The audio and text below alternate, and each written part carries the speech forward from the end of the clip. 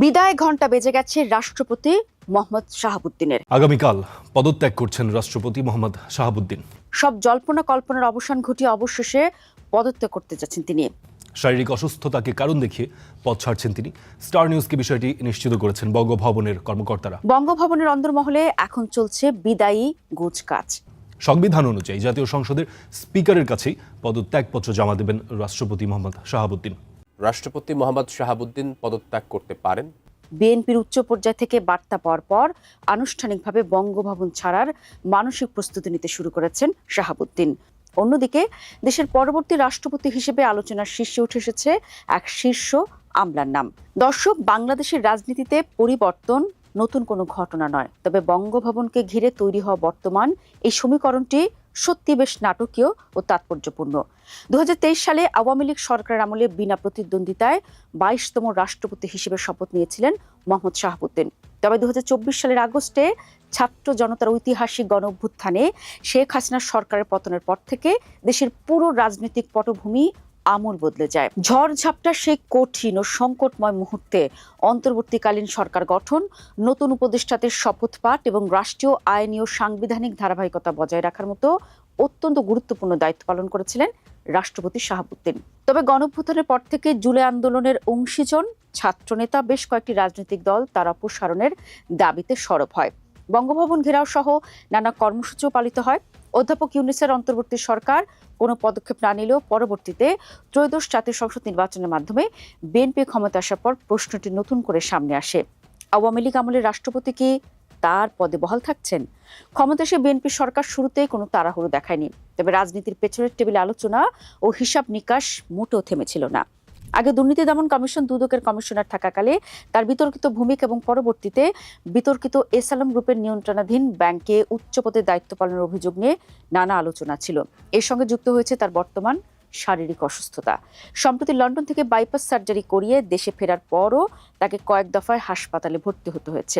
আসসালামু আলাইকুম প্রিয় দর্শক, অনেক জল্পনা কল্পনার পর অবশেষে কিন্তু রাষ্ট্রপতির পদত্যাগ হতে যাচ্ছে এরকম একটা গুঞ্জন শোনা যাচ্ছে। তো ইতিমধ্যেই ভিডিওর কিছু অংশ কিন্তু আপনারা দেখেছেন এবং এই বিষয় নিয়ে কিন্তু বাংলাদেশের স্বরাষ্ট্রমন্ত্রী তিনিও কিন্তু কথা বলেছেন। তো ভিডিওর গুরুত্বপূর্ণ আলোচনা সামনে রয়েছে, ভিডিও দেখলেই কিন্তু আপনারা বুঝতে পারবেন যে আসলে সামনে কি রয়েছে বা রাষ্ট্রপতির পদত্যাগ নিয়ে কি চলছে। তো তার আগে বলে নিচ্ছি, দেশ এবং দেশের বাইরে থেকে আপনারা যারা এই ভিডিওটি দেখছেন ভিডিওটিতে একটি লাইক করে দিন, আর এইরকম ভিডিও পেতে আমাদের চ্যানেলটি সাবস্ক্রাইব করে রাখুন। তো চলুন কথা না বাড়িয়ে মূল ভিডিওটি দেখে আসি। রাষ্ট্রপতি মোহাম্মদ শাহাবুদ্দিনকে ঘিরে নতুন করে জোরালো হচ্ছে পদত্যাগের আলোচনা। রাজনৈতিক অঙ্গন থেকে বঙ্গভবন সবখানেই এখন একটা প্রশ্ন, তিনি কি সত্যিই দায়িত্ব ছেড়ে দিচ্ছেন?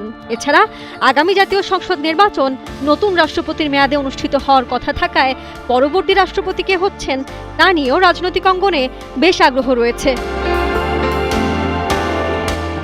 শারীরিক অসুস্থতার কারণ দেখিয়ে শিগগির তিনি পদত্যাগ করবেন বলে রাষ্ট্রপতির ঘনিষ্ঠ একজন কালের কণ্ঠকে জানিয়েছেন। তিনি বলেন, নিশ্চিত তিনি যাচ্ছেন, সময় কম। বৃহস্পতিবার কালের কণ্ঠ বঙ্গভবনে যোগাযোগ করে। এ সময় রাষ্ট্রপতির ওই ঘনিষ্ঠজন সহ বেশ কয়েকজন কর্মকর্তার সঙ্গে কথা হয়, তবে বঙ্গভবন বা সরকারের পক্ষ থেকে এখনো আনুষ্ঠানিক কোনো বিবৃতি আসেনি।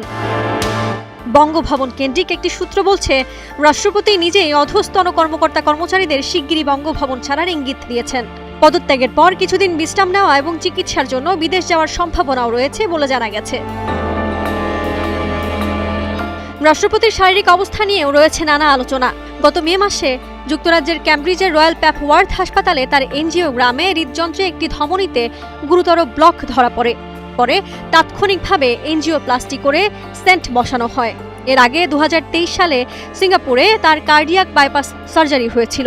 যদিও চিকিৎসার পর বঙ্গভবন জানিয়েছিল রাষ্ট্রপতির শারীরিক অবস্থা স্থিতিশীল ও সন্তোষজনক। এরই মধ্যে বিএনপির উচ্চ পর্যায়ে ও সরকারের নীতি নির্ধারকদের মধ্যে সম্ভাব্য নতুন রাষ্ট্রপতি নিয়েও আলোচনা চলছে বলে জানা গেছে। বিএনপির জ্যেষ্ঠ নেতা খন্দকার মোশাররফ হোসেনের নাম এর আগেও আলোচনায় থাকলেও এখন সরকারের গুরুত্বপূর্ণ একটি পদে চুক্তিভিত্তিক দায়িত্ব পালনকারী একজন সচিবের নাম বেশি শোনা যাচ্ছে। সংবিধান অনুযায়ী রাষ্ট্রপতি স্পিকারের উদ্দেশ্যে স্বাক্ষরযুক্ত পত্র দিয়ে পদত্যাগ করতে পারেন। পদ শূন্য হলে নতুন রাষ্ট্রপতি নির্বাচিত না হওয়া পর্যন্ত স্পিকার ভারপ্রাপ্ত রাষ্ট্রপতির দায়িত্ব পালন করবেন। এরপর 90 দিনের মধ্যে জাতীয় সংসদের সদস্যদের ভোটে নতুন রাষ্ট্রপতি নির্বাচন করতে হবে। বর্তমান সংসদে বিএনপির সংখ্যাগরিষ্ঠতা থাকায় দলটির মনোনীত প্রার্থীর নির্বাচিত হওয়ার সম্ভাবনাই বেশি রয়েছে। 2023 সালের 24 এপ্রিল আওয়ামী লীগের মনোনয়নে বিনা প্রতিদ্বন্দ্বিতায় রাষ্ট্রপতি নির্বাচিত হন মোহাম্মদ শাহাবুদ্দিন। তার মেয়াদ শেষ হওয়ার কথা 2028 সালের এপ্রিলে। তবে 2024 সালে রাজনৈতিক পট পরিবর্তনের পর থেকে তার ভবিষ্যৎ নিয়ে নানা আলোচনা চলছিল। শেখ হাসিনার পদত্যাগ নিয়ে তার পরস্পর বিরোধী বক্তব্য এবং পরবর্তী রাজনৈতিক ঘটনা প্রবাহকে কেন্দ্র করে ছাত্র সংগঠন সহ বিভিন্ন মহল তার পদত্যাগের দাবি করেছিল। এদিকে রাষ্ট্রপতির সম্ভাব্য পদত্যাগ নিয়ে আলোচনা যতই জোরালো হোক না কেন, এখন পর্যন্ত কোনো আনুষ্ঠানিক ঘোষণা আসেনি। ফলে শেষ পর্যন্ত রাষ্ট্রপতি মোহাম্মদ শাহাবুদ্দিন সত্যি পদত্যাগ করেন কিনা, আর করলে দেশের পরবর্তী রাষ্ট্রপতি কে হবেন, সেটি এখন দেখার বিষয়। তো দর্শক, ইতিমধ্যে ভিডিওটি আপনারা দেখেছেন যে রাষ্ট্রপতির পদত্যাগের গুঞ্জন কিংবা রাষ্ট্রপতি পদত্যাগ করতে যাচ্ছেন। তো রাষ্ট্রপতির পদত্যাগের পর কিন্তু নতুন রাষ্ট্রপতি আসবে। তো আপনারা যারা রাষ্ট্রপতি পদত্যাগ করার পর যদি রাষ্ট্রপতিকে গ্রেপ্তার করা হোক, এইরকম যদি আপনারা চান বা আপনাদের মন্তব্য থাকে, তাহলে অবশ্যই আমাদেরকে কমেন্ট করে জানিয়ে দিবেন। রাষ্ট্রপতির গ্রেপ্তার করা কি প্রয়োজন, তাহলে আমাদেরকে জানিয়ে দেবেন। কারণ রাষ্ট্রপতি কিন্তু শেখ হাসিনার সময় আওয়ামী লীগের একজন দোসর। তো দর্শক, দেশ এবং দেশের বাইরে থেকে আপনারা যারা এতক্ষণ যুক্ত ছিলেন, আপনাদেরকে অসংখ্য ধন্যবাদ। আর এখনও পর্যন্ত যারা এই ভিডিওটিতে একটি লাইক দেন না, তারা অবশ্যই একটি লাইক করে দিন। লাইক করলে কী হয়, আমরা যে ভিডিও তৈরি করি সেই ভিডিও করা উৎস বাড়ে।